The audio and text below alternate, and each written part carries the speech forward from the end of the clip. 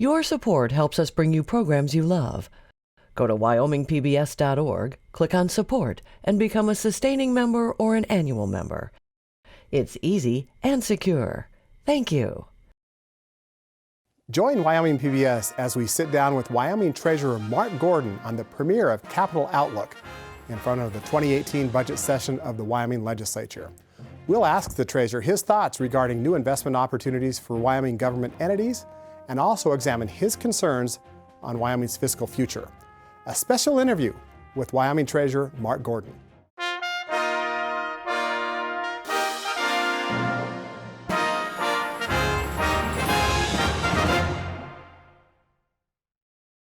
This program is supported in part by a grant from the BNSF Railway Foundation, dedicated to improving the general welfare and quality of life in communities throughout the BNSF Railway service area.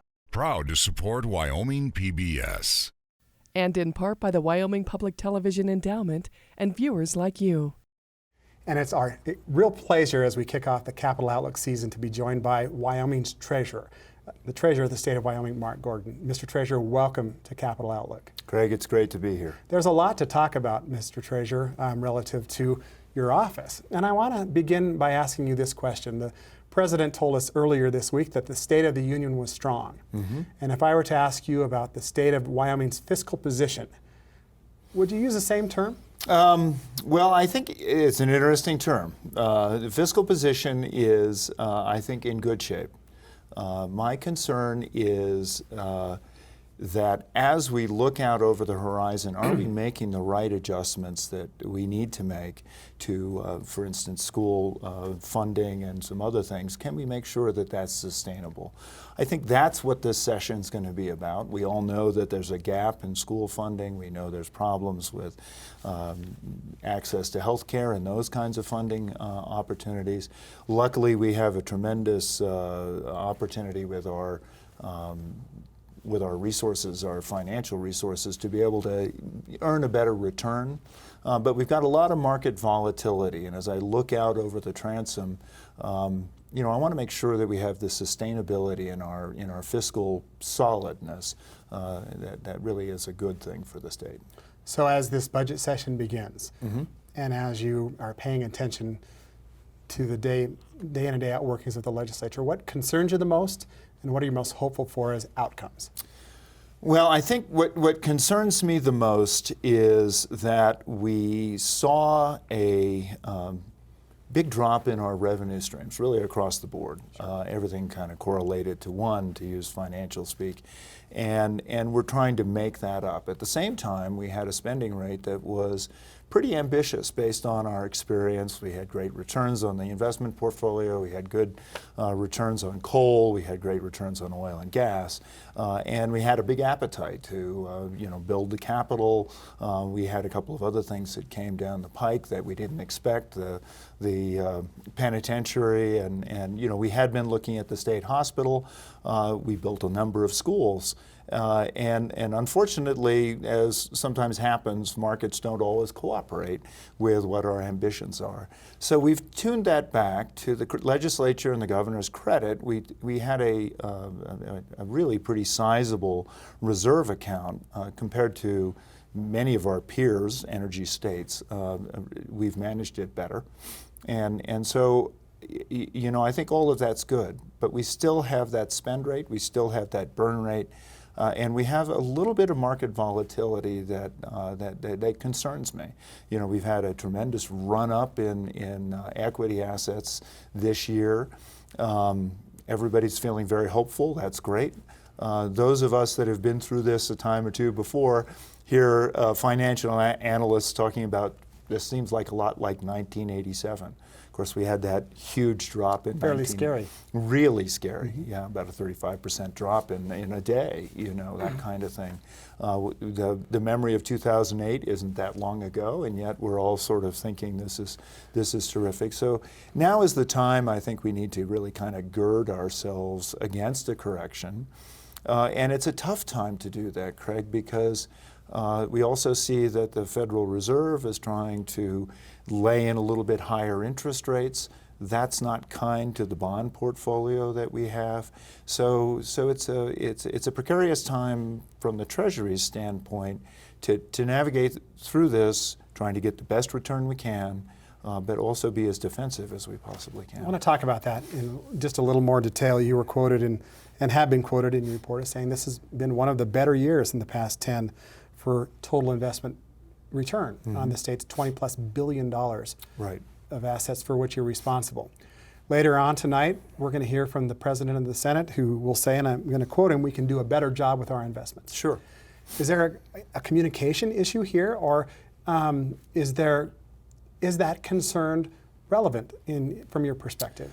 Well, yeah, Craig, you've been here. I mean, it was interesting. I think 2 years ago we put together a conference of international sovereign wealth funds, really to look at best management practices. So to put that in perspective, it's a sort of fascinating run that we've had. The state traditionally was a buy and hold bond portfolio. We bought bonds, we termed them off, we got the interest off them. That's what we did. When the 1980s came around, we saw that there was more money that could be made, more total return is what they call it, so both the growth of the portfolio and the return we could get off it, but trading. It was a great time to do that in the bond market because you had high bond interest rates and they started coming down. So, you know, what you owned was more valuable than what you could buy, so you could always sell at something of a profit. That's reversed. We laid in equities in the mid-1990s, and then we diversified the portfolio. But even then, we basically had two portfolios. The first one was the permanent funds, which had 55% equity. Now, mind you, most normal investors really talk about a 60-40, so we were below what that was. And then we had the non-permanent funds, which is the state's checkbook. So we talked about $20 billion. Just to put that in perspective, roughly 26% of that is what we can use. That's what we call the state agency pool. It's got about 450 accounts in it. The rainy day account sits in it. That's what the legislature plays in to do their appropriations. The rest of that money is in permanent funds, which are meant to be set aside and earn something. And they run from everything from the workers' compensation fund, which is essentially an insurance policy for people that get injured working, to the permanent mineral trust fund, which is set aside in the early 1970s by Stan Hathaway to make sure that future generations got some benefit from the mineral activity we had, to the Common School Fund. We broke that out last year. I think, you know, when we talked at the Sovereign Wealth Conference, we talked about what are the things we could do to get better return. And you can't just sort of flip a switch. You've got a legislature that takes some convincing to get done. Gave you a little more authority in the equity markets. They did. They did. You know, actually 3-4 years ago, we looked at Amendment A, which would give another tool to the treasurer through the legislature to get a little bit better returns. We had to wait for the election to happen, and it was kind of, you know, you don't know what's going to happen. At that time, people in Wyoming were thinking, "Gosh, let's not go to the let's not go gamble with our money. Let's be careful about it." Now it's, oh my God, we need revenue. We need to get more return. And so the challenge for the Treasurer's Office is how do you balance that return? Because higher return comes at higher risk. And I want to interject this quote from your annual report from your Chief Information Officer, Mr. Fleming, when he said that at present, Wyoming is not increasing its equity exposure, ironically, because of the market's historically high valuation. So how do you balance? Well, that's exactly it. So one of the things we did to implement was to open up this spring, and we'll do it again this year. The best way to increase your return is by having the proper asset allocation. And so that's stocks to bonds to private equity to real estate. We own a wide variety of things. Today we just interviewed new managers for MLPs, which is another way we can help to build infrastructure in the state and get an investment return on it. And preferred, because we changed a couple of things for schools so that we could make sure that the schools had more income. So that asset allocation exercise is the most important thing that we do. And we've never done it in the open before. We set a 2-day working session, invited the legislature, invited my colleagues on the State Loan and Investment Board, invited the public at large, and said, come in. What we'll do is we'll look at what historic returns have been in each of these asset classes, what the volatility, how much they might change is, and we'll build what's called an efficient frontier, and it'll have 10 different types of portfolios. And then we will go to the legislature and say, on each of these portfolios, here's what the return will be for the amount of risk. And we ask the legislature, which is really what they need to do, how much risk are you willing to take? And if you say, let's say we have a 20% market correction, if you're willing to take that total 20% loss, then fine, we'll get you the return off of that. And so, right now the emphasis is on return. We want to have more return, there's no question about that. But I think if the market corrects, the emphasis suddenly is going to be on why weren't we more conservative? So we've got to balance that, and the way we balance that is with this asset allocation exercise. You've also worked very hard in the office, in my opinion, to improve transparency. In fact, you've been recognized for how your office functions relative to transparency. What have you done? What's new? Well, that was kind of fun. That was a nice accolade. Yeah, you're absolutely right. We're the third most transparent fund in the world. Only Norway and New Zealand are ahead of us. I have a lot of fun when I talk to my colleagues in Alaska and New Mexico and Texas and Alabama and other places and say, you guys are slackers.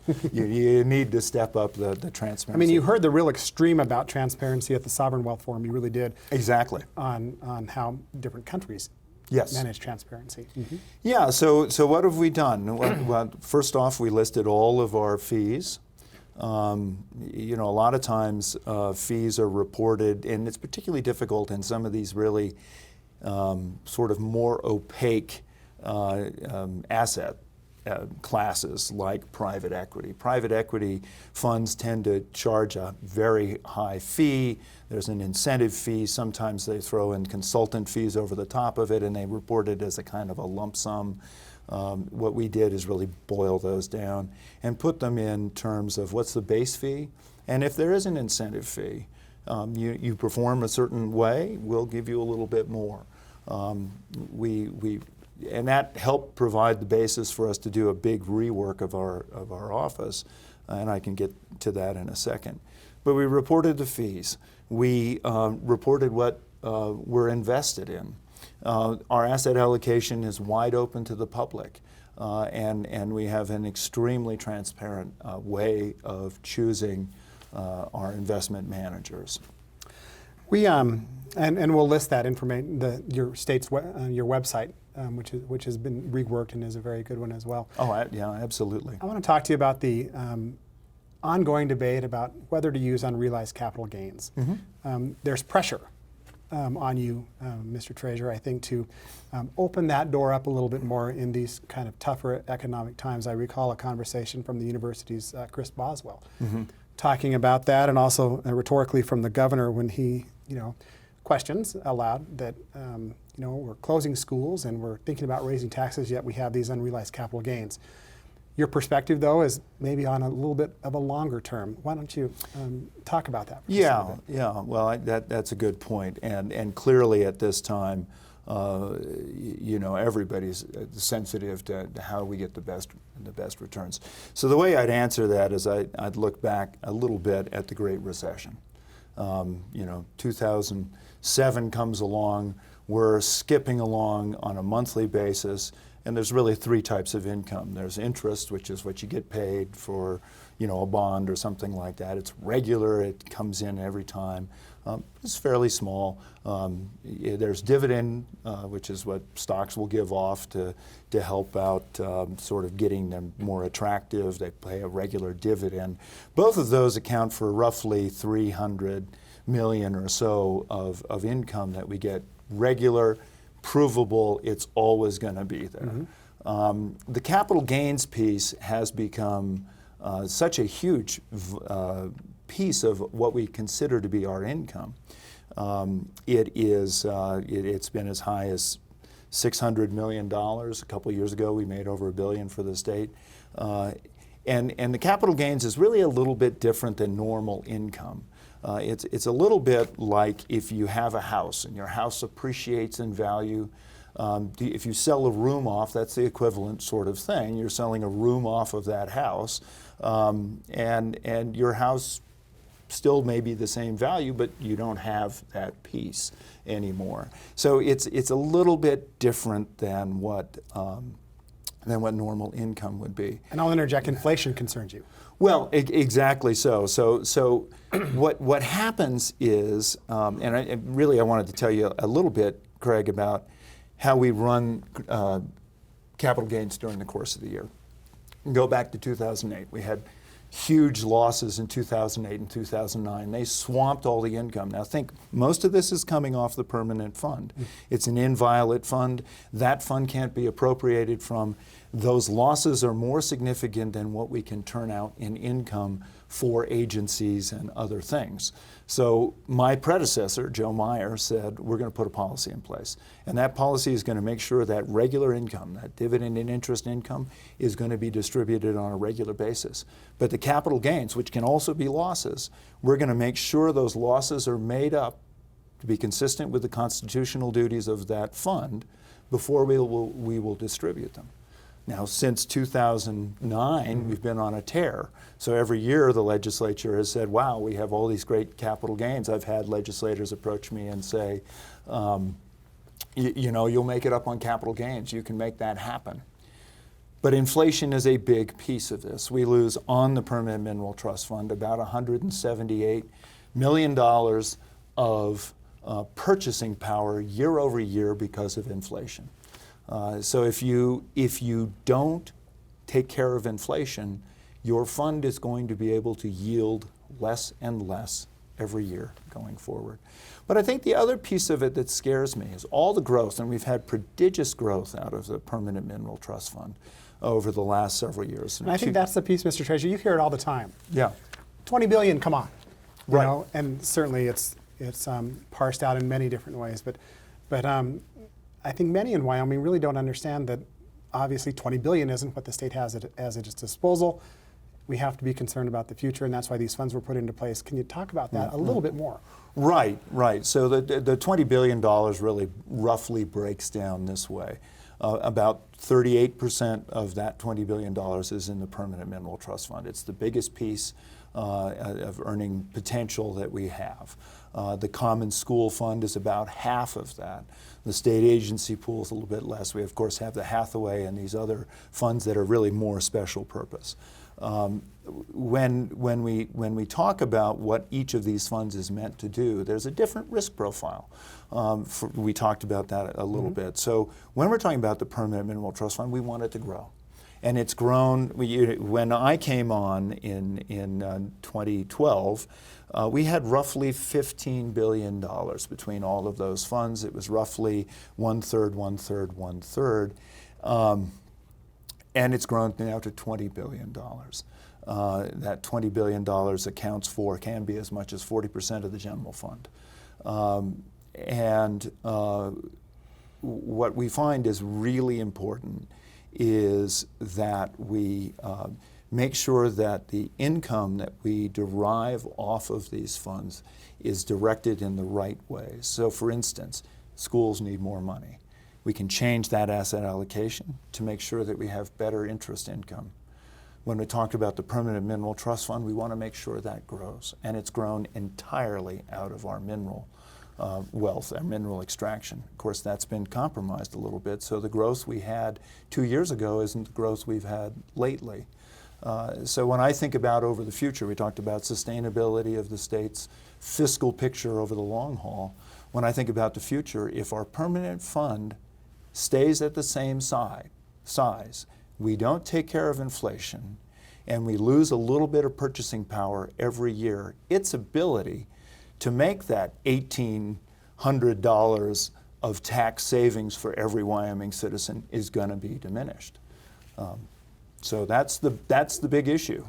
So you look out on Wyoming's horizon, and you talk about the diminishing returns now in the extraction industry, predictable in the future. You spoke at a wind panel, and you said that this is a transitional moment in our economy. You said that from my perspective, we're in a transitional moment, and it's so important to reflect on that. And then you talked about Wyoming's future and tax stability. What does that mean to you when you look at Wyoming's need for revenue in the future, with what your office does, being compromised somewhat from the inability or the future maybe inability of the extraction industry to provide what it's provided? What are you thinking? Well, I think Wyoming is a more prudently managed state than any of my peers. I look at Alaska. Alaska's got huge problems, North Dakota, and others. But patting ourselves on the back and saying we've been conservative, we put these savings away, let's pat ourselves on the back, doesn't take this moment in our history to set us up for a future which is solid and which has a reliable tax future. You've heard recently conversations at the Endow the other day about we have a tax structure that taxes entirely our minerals. If you diversify our economy, we don't pick up the benefit of that. We do pick up the burdens, the additional kids, the other services that we have to take care of, but we don't get that ability to make up the difference. So I do think that what this investment portfolio can mean for the state, and what we've really worked hard to do, is we can give a little more, freeboard in terms of giving the state time to come to the big decisions it has to make about school finance, about its tax structure, and we have time to do that with some care. People will say that equates to kicking the can down the road even more when it comes to those difficult discussions and those difficult decisions on Wyoming's tax structure. What's your response?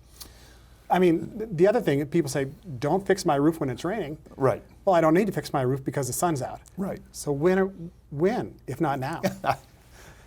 Well, I'm answering in my capacity as treasurer. I really don't have the latitude to be in a position to talk about major policy changes. What we've done is really worked as hard as we can to make sure that our portfolio is world-class, managed at the best in class, and returns more and more each year to Wyoming citizens.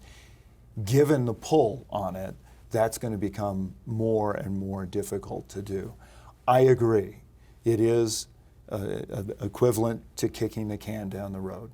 As a person who grew up in Wyoming, who has seen the 1980s and the challenges the state had, the 1990s, the challenges the state had, I think it's important that we have a generation of leaders who have the courage to make tough decisions. They may not be popular, but we can make courageous decisions. I look back at the Tom Strooks, at the Warren Mortons, and that group of individuals who really led our state through some tough times and set us up for this day.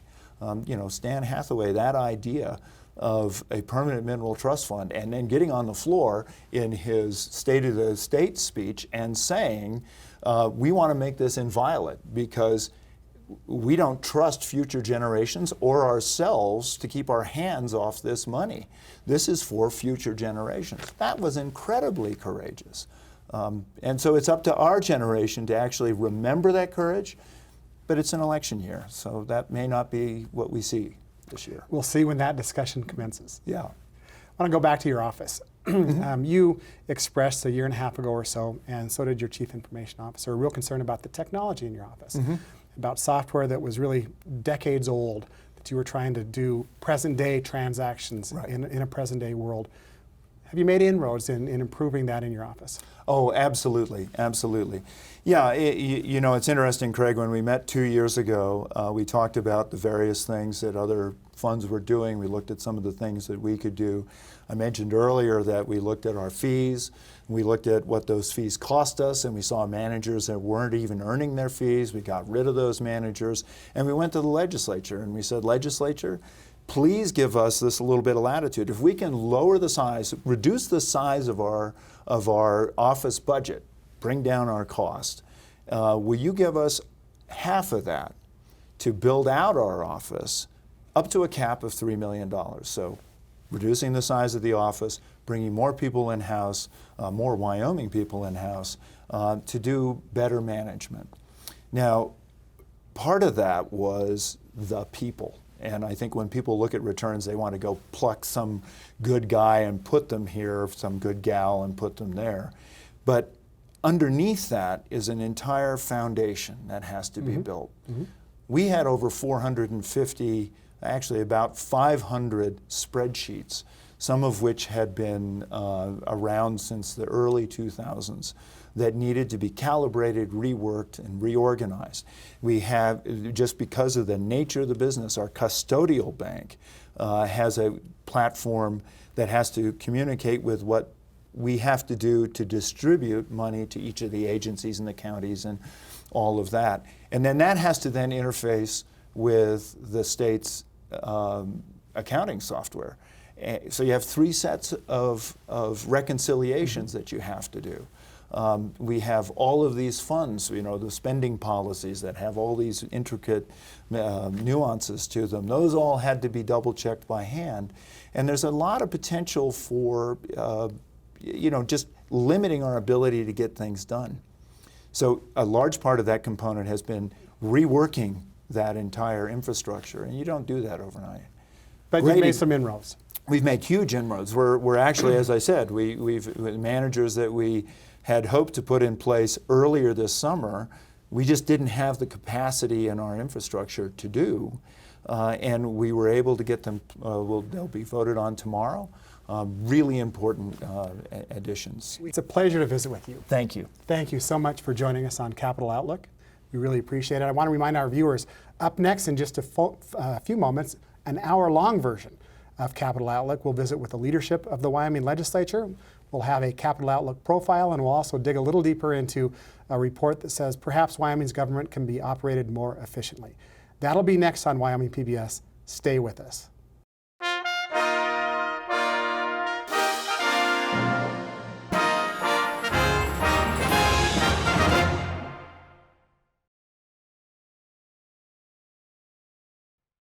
This program is supported in part by a grant from the BNSF Railway Foundation, dedicated to improving the general welfare and quality of life in communities throughout the BNSF Railway service area. Proud to support Wyoming PBS. And in part by the Wyoming Public Television Endowment and viewers like you.